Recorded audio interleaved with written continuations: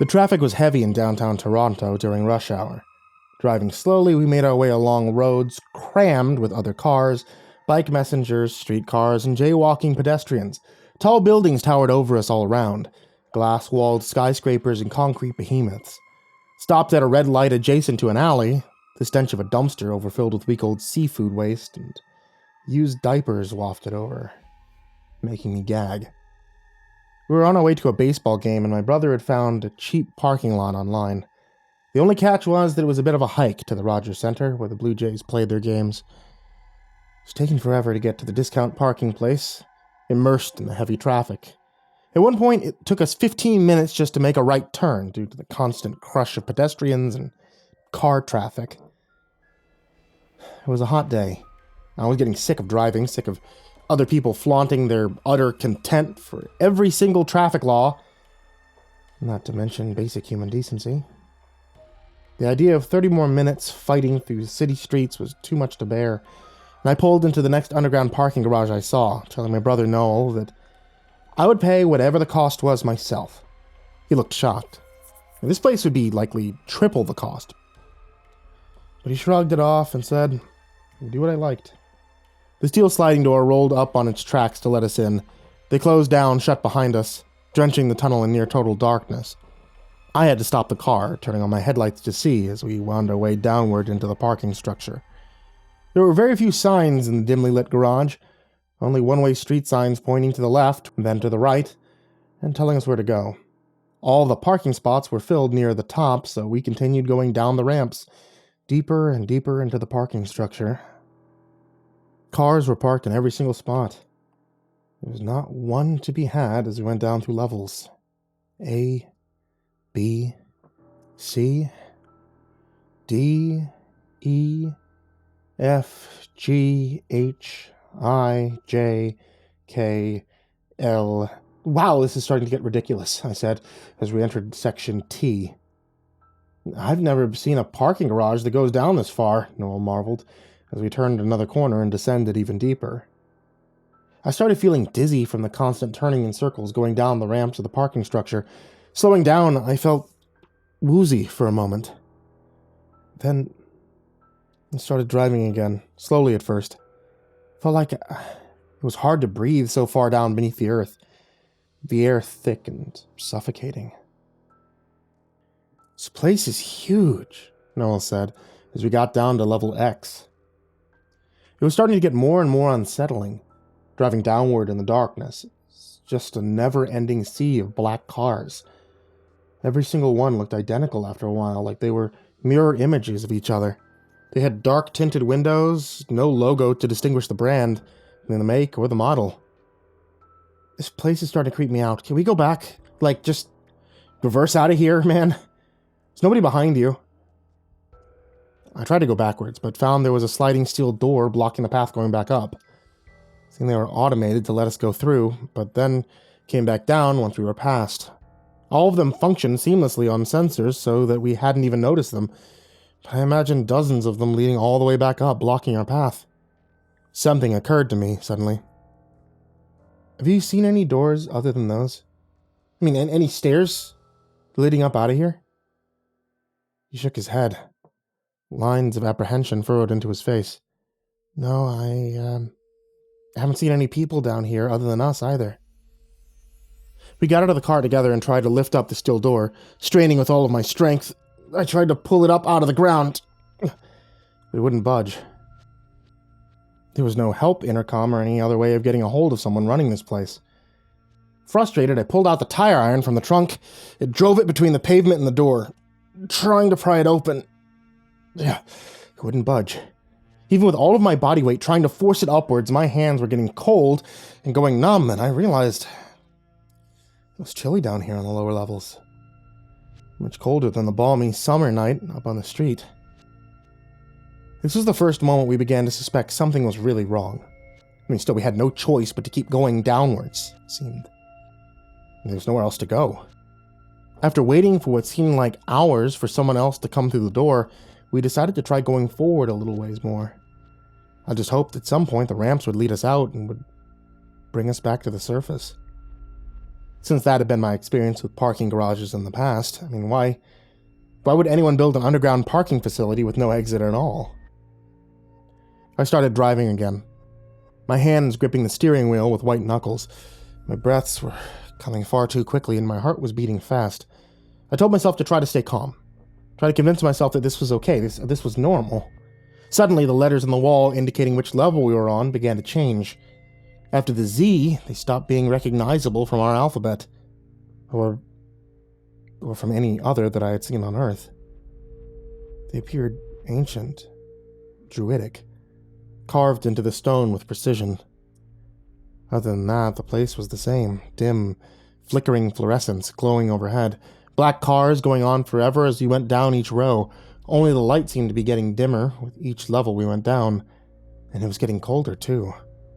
I turned on the heater, trying to warm up the car, and that was when I noticed my breath was pluming frostily into the air with each breath, as was my brother's. What is this place? Noah asked. I didn't have any answer. The structure made no sense. It wasn't really a parking garage, though. That was becoming abundantly clear.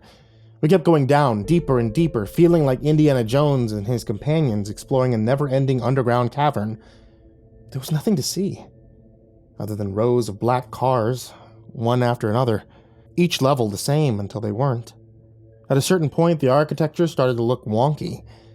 I don't know how to describe it other than that. It was like a kid had drawn up the plans for it instead of professional engineers or architects. The cars were crammed closer together in places, almost touching each other at strange angles. In other sections, things were spaced far apart. We almost could have squeezed our car in between two others. Almost, but not quite. And even if we could, there was nowhere to go.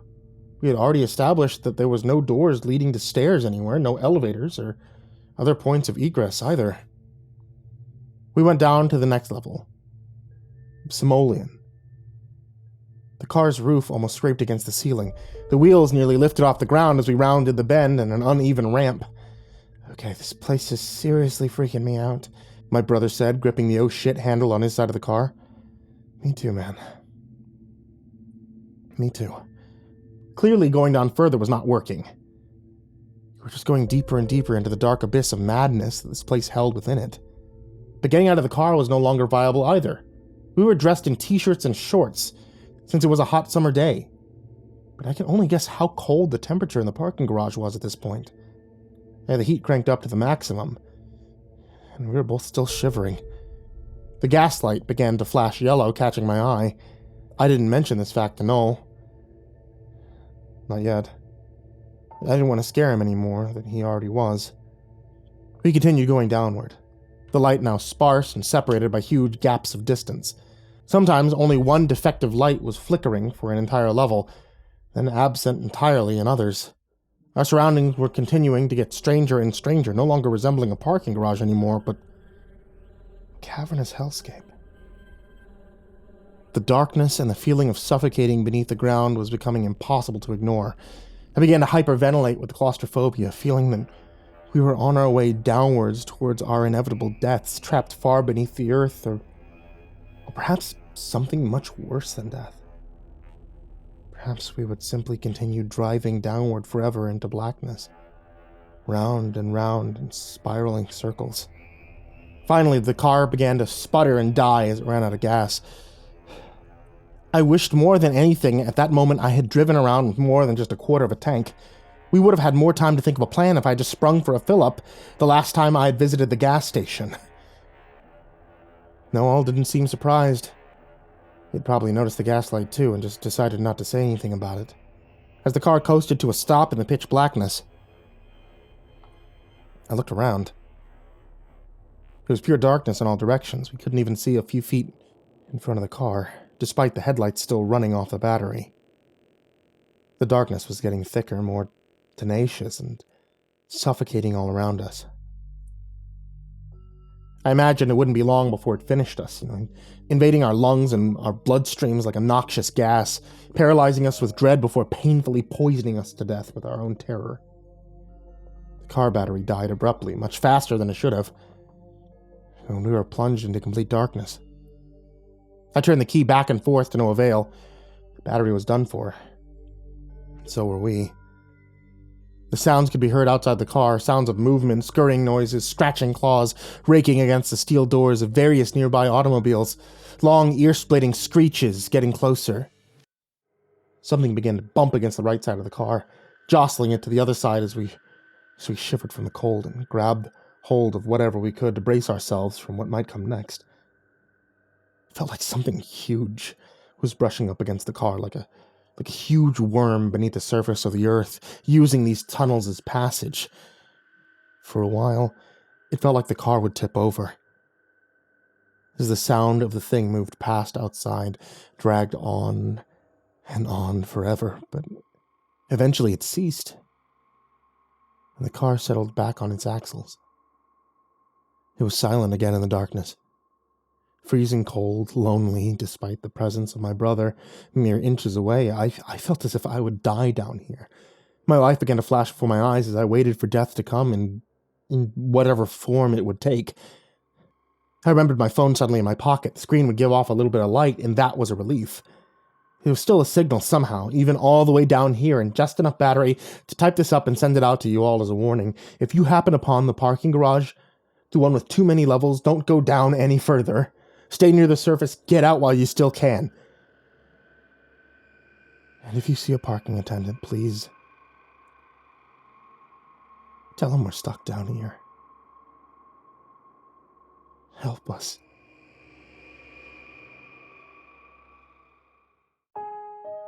Good evening once again, kids. It's me, MrCreepyPasta, and I want to tell you thank you for watching tonight's video, or for listening to tonight's episode of the podcast that's available on Spotify, or on Apple Music, or on any other places that you can get podcasts. If you guys have loved any of the series you've been hearing on the channel, such as the Neverglade Mysteries, My Tiny Town Has Just Been Put on Lockdown, or Tales from the Gas Station, and you've wondered if there's more, there is.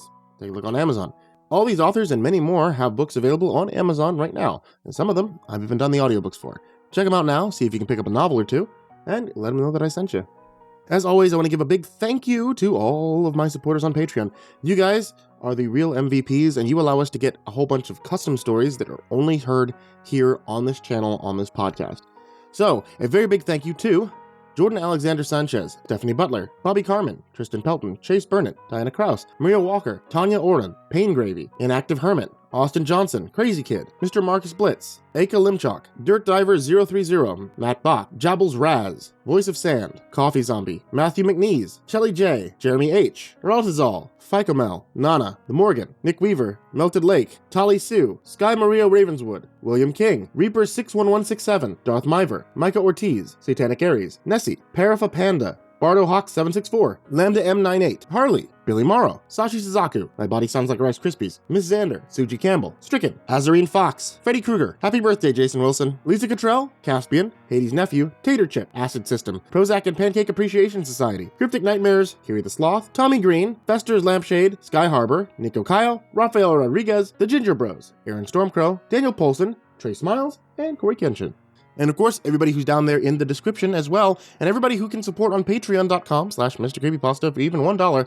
Thank you guys so much. Thank you for listening, and sweet dreams.